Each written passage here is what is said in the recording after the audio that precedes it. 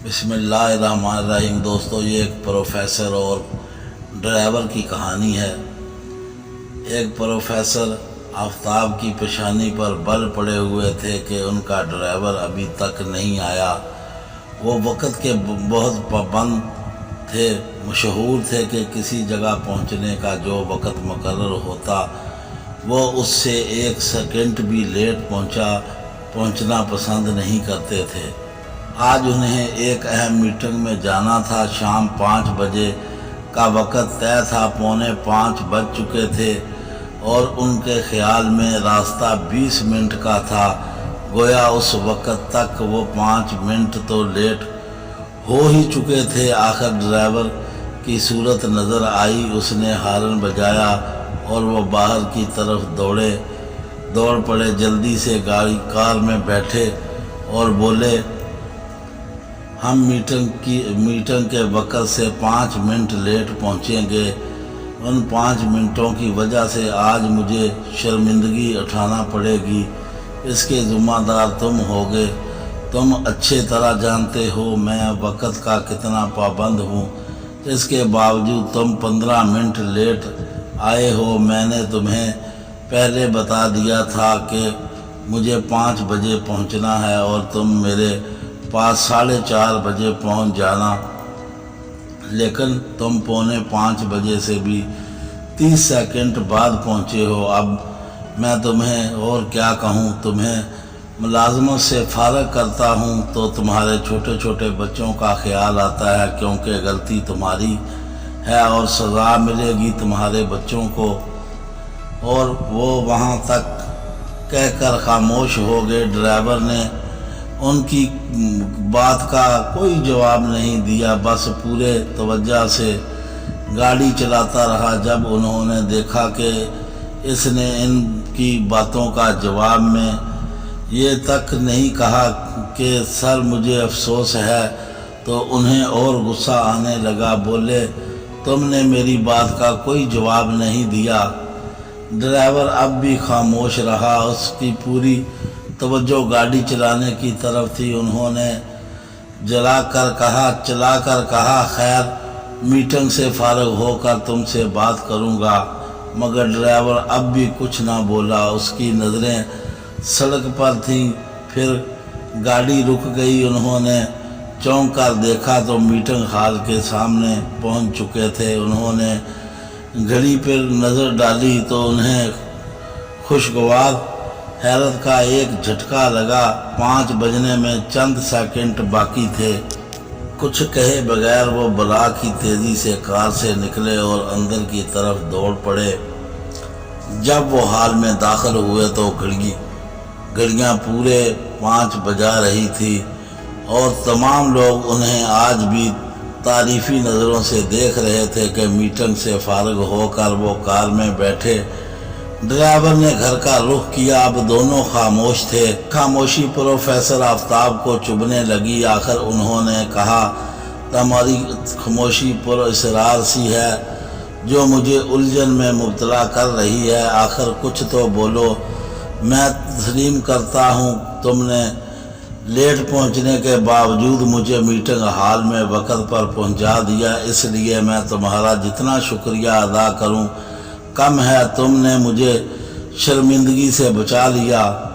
लेकिन ये भी तो सोचो तुम्हें कितनी तेज़ ड्राइविंग करना पड़ी। तेज़ ड्राइविंग बहरहाल ख़तरनाक है। वक़्त से पहले रवाना होने का बड़ा फ़ायदा ये भी है कि ड्राइविंग सुकून से होती है। क्या अब तुम बताना पसंद करोगे कि तुम लेट क्यों हो गए थे? ये कहकर वो खामोश हो गए और ड्राइवर के जवाब का इंतज़ार करने लगे। आखिर ड्राइवर ने के होंठ हिले। आपका असूल अगर वक़्त की पाबंदी है तो मेरा असूल दुखी इंसानियत की खिदमत है।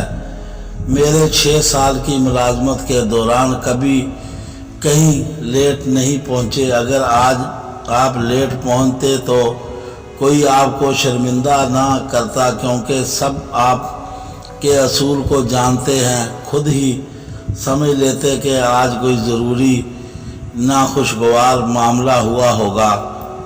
لہذا سب لوگ آپ سے حسدری کرتے، اور بات ہے کہ میں نے آپ کو پھر بھی وقت پر پہنچا دیا اور میں اپنا کام بھی کر گزرا۔ بھائی تو میں جاننا چاہتا ہوں آخر تم لیٹ کیوں ہوئے؟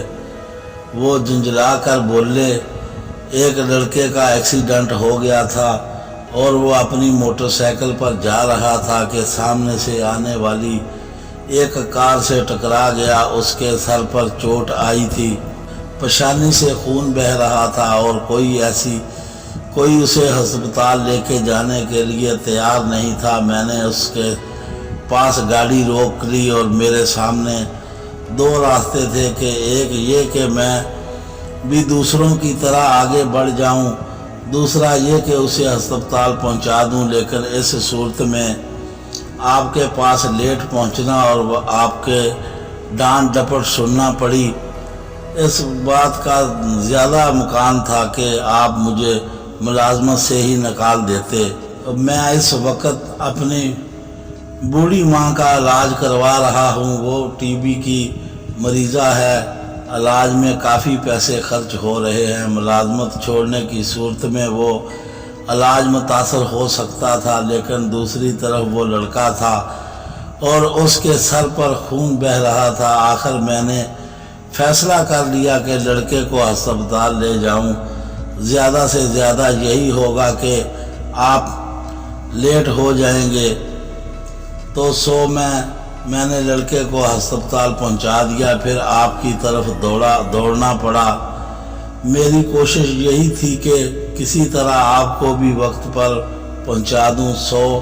اللہ تعالیٰ نے مدد فرمائی اور میں نے اپنی کوشش میں کامیاب ہو گیا۔ میں نے اس وقت آپ کے کسی بات کا جواب اس لیے نہیں دیا، میں ڈرائیونگ پر پوری توجہ دے رہا تھا اور جواب دینے کی صورت میں میرا دھیان بٹ سکتا تھا، اس لیے آپ کو وقت سے پر پہنچانے میں کامیاب ہو گیا۔ یوں میرے دونوں مقصد پورے ہو گئے۔ اب آپ چاہیں تو مجھے ملازمت سے فارغ کر دیں۔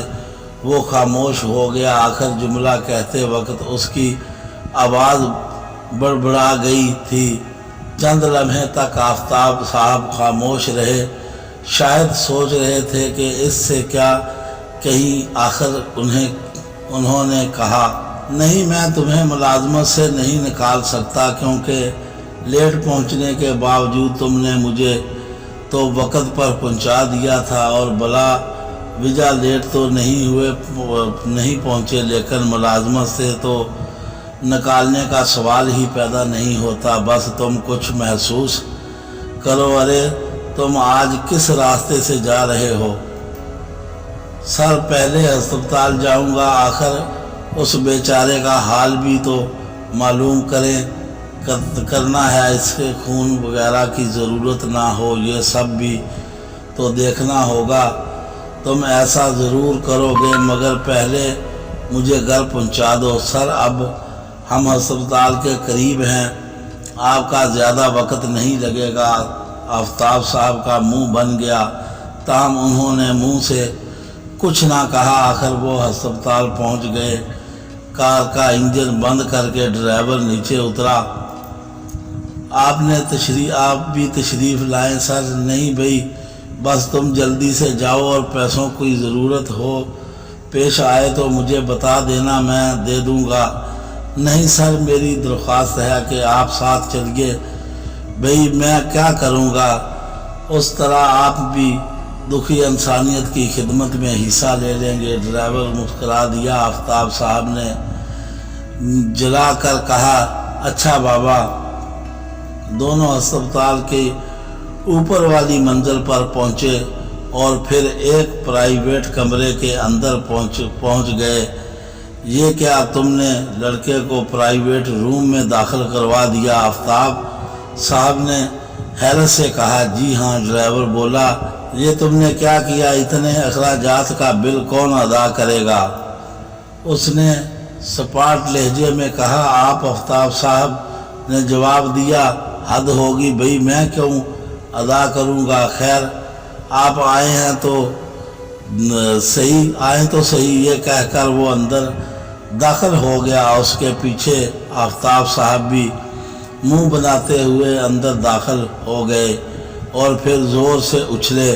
ان کے سامنے ان کا بیٹا زخمی حالت میں بستر پر پڑا ہوا تھا۔ میرا بچہ، یہ تم نے کیا کیا؟ تم نے مجھے اس وقت کیوں نہیں بتایا؟ اگر اس وقت آپ کو بتا دیتا تو میٹنگ میں آپ نہ جا سکتے، جبکہ وہ میٹنگ آپ کے لیے بہت اہم تھی اور یہاں آ کر آپ صرف بیٹھے رہنے کے سوا کچھ نہ کر سکتے تھے۔ میں نے ڈاکٹر صاحبان کو بتا دیا تھا کہ یہ آپ کے بیٹے ہیں اور انہوں نے بھی اطمینان دلایا تھا کہ ان کی حالت خطرناک نہیں ہے، معمولی چوٹیں ہیں۔ پھر جب آپ میٹنگ میں تھے تو میں نے اس دوران برابر فون کر کے چھوٹے صاحب کی ان کی حالت پوچھتا رہا۔ آپ ان سے پوچھ سکتے ہیں، یہ ٹھیک ہے کہہ رہے ہیں۔ ابو یہ بہت اچھے انسان ہیں، انہوں نے یہ کام بہت خوبی سے انجام دیا، اور سر اگر ان کی حالت ذرا بھی نازک ہوتی تو میں آپ کو میٹنگ میں لے کر جانے کی بجائے سیدھا یہاں لاتا، لیکن جب میں نے دیکھا کہ آپ کی زیادہ ضرورت نہیں تو میں نے آپ کو وہاں لے گیا جہاں بیٹھ کر سوائے گھبرانے کے آپ کوئی کام نہ کرتے۔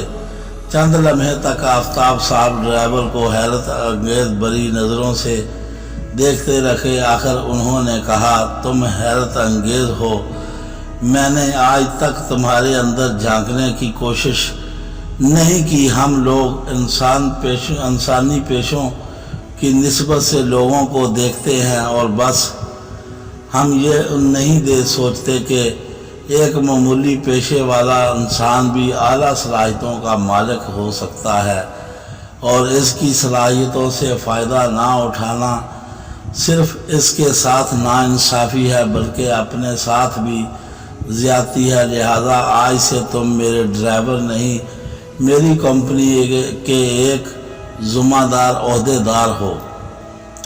میں تمہیں اپنا مینیجر مقرر کرتا ہوں اور میں واقعی تم سے معافی چاہتا ہوں۔ میں نے تمہیں بہت سخت الفاظ کہے۔ اس نے مسکرا کر کہا، کوئی بات نہیں سر، آپ یہ بھی تو دیکھیے کہ ان سخت جملوں کا بدلہ مجھے کتنا اچھا ملا ہے۔ آفتاب صاحب نے آگے بڑھ کر اسے گلے سے لگا لیا۔ دوستو، اگر ہم لوگ کوئی اچھا کام کرتے ہیں تو لوگ بھی ہمیں اچھا کہتے ہیں، لہذا اگر راستے میں کوئی ایکسیڈنٹ وغیرہ ہو جاتا ہے تو پلیز آپ اتر کے دیکھ لیا کریں، کیونکہ آج کل تماشا دیکھنے والے لوگ زیادہ ہوتے ہیں اور ان کی امداد کرنے والے کم لوگ رہ گئے ہیں۔ مہربانی پلیز اگر کوئی ایکسیڈنٹ دیکھیں تو اس کو دیکھیں، اگر آپ کے بس میں ہو تو کم سے کم ایمبولینس تو منگوا سکتے ہیں نا۔ ہماری ویڈیو پسند آئے تو دوستوں میں لائک اور شیئر ضرور کریں اور ہمارا بیل آئیکن کا بٹن ضرور دبائیں۔ اللہ حافظ۔